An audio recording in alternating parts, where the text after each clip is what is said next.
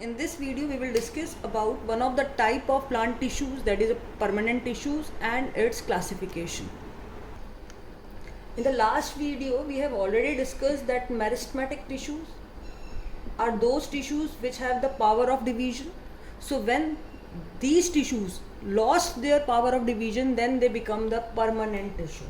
That is, permanent tissues originate from meristematic tissues, or we can say permanent tissues are those mature cells which have acquired their growth and differentiation, and we can say they possess a permanent shape, size and function,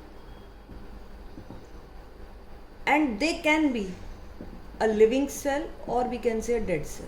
So it is just a general introduction of the permanent tissues, that they originate from the meristematic tissues. We can say they are the mature tissues which have attained their growth and differentiation. They possess a permanent shape, size and function, and they can be a living cell as well as the dead cells.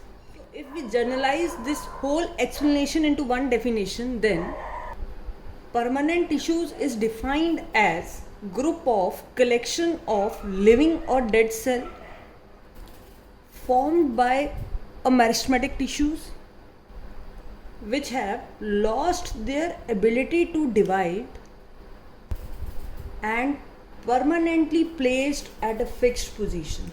So what are the permanent tissues? Permanent tissues are group of collection of living or dead cell which is formed by meristematic tissues which have lost their ability to divide and permanently placed at a fixed position. Now, for example, these are the meristematic tissues which have the power of division, but at one particular time they lost their power of division. So now what happened? Now this collection of these tissues, because they have lost their ability to divide and they are present permanently at a fixed position, now they are called as a permanent tissues. So they originate from the meristematic one, but important point, they have lost their ability to divide and they are permanently placed at a fixed position.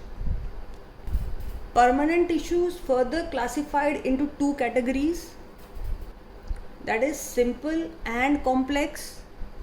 Simple further divided into three categories. These are parenchyma, collenchyma and the sclerenchyma. Whereas complex is divided into two categories, that is, one is the xylem and the phloem. So now we will discuss one of the category, that is the parenchyma of the simple classification. So the first classification is a simple permanent tissues. Now why it is called as a simple? They are composed of similar type of cells. Why they are called as simple? Because they are made up of similar type of cells and they have common origin and function. So if we compare with their diagram, then all the cells are of similar type. If they are spherical, all are spherical. If they are cuboidal, all are cuboidal. They have the common origin, they have the same function. So hence they are called as a simple permanent tissues, because they are composed of similar type of cells which have common origin and function. So first type of simple permanent tissues is the parenchyma. It is a Greek word, that is para, and echen, that is chyma. Para means beside and it means to pour. If in general words we explain, so this is just like a packing tissue. Packing tissues, as we know anything, when we pack something, just for example, if we have any article and we have to pack it, so the packing tissues is the most abundant tissues which is present in it. So what is in parenchyma? Parenchyma is made from a Greek word parenchyma, which means beside to pour, and in general we call it as a packing tissues. It is most abundantly present, and as we have already classified into simple, so it is the most simple permanent tissues. because it is unspecialized, which means it do not have any particular function. It is just unspecialized. It is simple. If they are spherical, they all are spherical. There is no category of classifying them. And since it is a packing tissue, so whenever packing is required, it is required at the walls, we can say. So it is just like a thin walled, because then only exchange of material will take place. So it is thin walled, and they have intracellular space between them. Now first of all, understand what does this mean. That is intracellular. This is a cell, this is again a cell, and this is also a cell. So when these cells join, there are some vacant space which lie in between these cells, just like this. So this darkened portion is called as intracellular space. So whenever we pack a material and we pack with some substance, so there lies this intracellular space between the particles. So what we can say, parenchyma is in packing tissues which is most abundant. It is the most simple and unspecialized. It is thin walled and have intracellular space between them.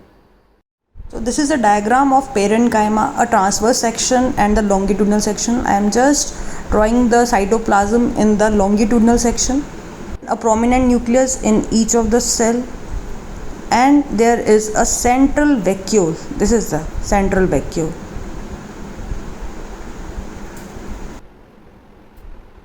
They have a prominent nucleus. So these are the nucleus which are present here, rounded one. A very large central vacuole. So this is a empty portion here. It is a large vacuole which is present here. So this is a vacuole. Then the empty space region between these cells. This is the portion. I am darkening here, just highlighting this portion. Now this small section. This is what? This is an intracellular space. So this and this, they are the intracellular space, and this region, the dotted part here. So this is the nutrient material, that is the cytoplasm.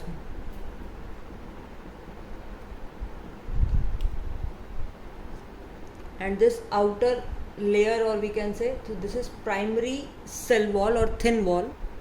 So in each parenchyma cell, there is a prominent nucleus, a large central vacuole. They have lots of intracellular space between them, and they have the cytoplasm surrounding the vacuole part.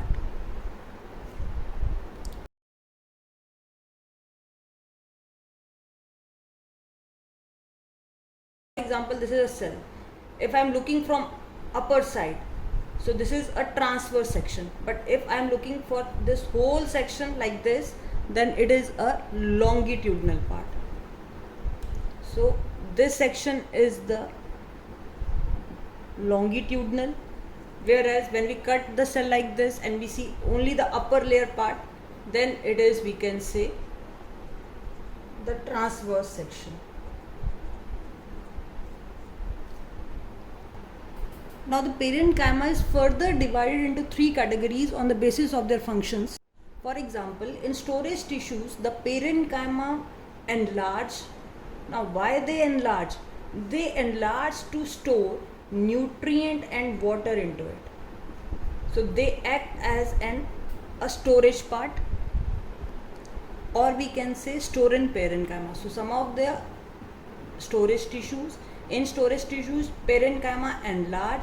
Now in this enlarged portion, they can easily store the nutrient as well as the water into it, and hence they are called as storage parenchyma. And the second type is in aquatic plants, in their ground tissues, there are large air cavity is present. Now what is the role of this air cavity? Because of this air cavity, they easily float. As we know, aquatic plants float in the water. Now how they are able to float? Because in their ground tissues, there is large air cavities present, due to which it helps them to float, and this kind of parenchyma is known as and Parenchyma. So what is the function of this? That it has a large air cavities. Now in these cavities, gases can easily trapped, due to which it provide buoyancy, or we can say due to which it is able to float.